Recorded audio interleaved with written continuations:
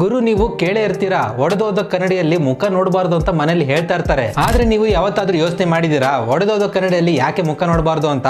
ಹಾಗಾದ್ರೆ ಬನ್ನಿ, ಇದ್ರ ಹಿಂದೆ ಇರೋ ವೈಜ್ಞಾನಿಕ ಕಾರಣ ಏನು ಅಂತ ಈ ವಿಡಿಯೋದಲ್ಲಿ ತಿಳ್ಕೊಂಡ್ ಬಂದ್ಬಿಡೋಣ. ನಮ್ಮ ಹಿರಿಯರು ಹೇಳ್ತಾರೆ, ಈ ಒಡೆದೋದ ಕನ್ನಡಿಯಲ್ಲಿ ಮುಖ ನೋಡಿದ್ರೆ ನಮ್ಗೆ ಅಪಶಕುನ ಆಗುತ್ತೆ, ಹಾಗೆ 7 ವರ್ಷದ ತನಕ ದುರ್ಭಾಗ್ಯ ಎದುರಿಸಬೇಕಾಗುತ್ತೆ ಅಂತ ಹೇಳ್ತಾರೆ. ಮತ್ತೆ ಜ್ಯೋತಿಷರ ಪ್ರಕಾರ ಈ ಒಡೆದೋದ ಕನ್ನಡಿಯಲ್ಲಿನ ನಕಾರಾತ್ಮಕ ಶಕ್ತಿ ನಮ್ಮ ಬದುಕಿನಲ್ಲಿ ತೊಂದರೆ ಉಂಟು ಮಾಡಬಹುದು ಅಂತ ಹೇಳ್ತಾರೆ. ಆದ್ರೆ ಈ ನಂಬಿಕೆಯ ಹಿಂದೆ ಕೆಲವು ವೈಜ್ಞಾನಿಕ ಕಾರಣವೂ ಇದೆ. ಅದೇನಪ್ಪಾ ಅಂದ್ರೆ, ಮೊದಲನೇದಾಗಿ ಅಸ್ಪಷ್ಟ ಪ್ರತಿಫಲನ. ಒಡೆದಿರೋ ಕನ್ನಡಿಯಲ್ಲಿ ನಾವು ಮುಖ ನೋಡಿದ್ರೆ ಅದು ತಪ್ಪಾದ ರಿಫ್ಲೆಕ್ಷನ್ ಆಗುತ್ತೆ, ಇದರಿಂದ ನಮ್ಮ ಮನಸ್ಸಿಗೆ ಆತಂಕ ಉಂಟು ಆಗುತ್ತೆ. ಎರಡನೇದು ಬೆಳಕಿನ ಪ್ರತಿಫಲನೆಯ ಅವ್ಯವಸ್ಥೆ. ಕನ್ನಡಿಯ ತುಂಡುಗಳು ಬೆಳಕನ್ನು ಅನಿಯಂತ್ರಿತ ದಿಕ್ಕಿನಲ್ಲಿ ತಿರುಗಿಸಬಹುದು, ಇದರಿಂದ ನಮ್ಮ ಕಣ್ಣುಗಳಿಗೆ ಹಾನಿಯಾಗಬಹುದು. ಇನ್ನು ಮೂರನೇದಾಗಿ ಆಪತ್ತು.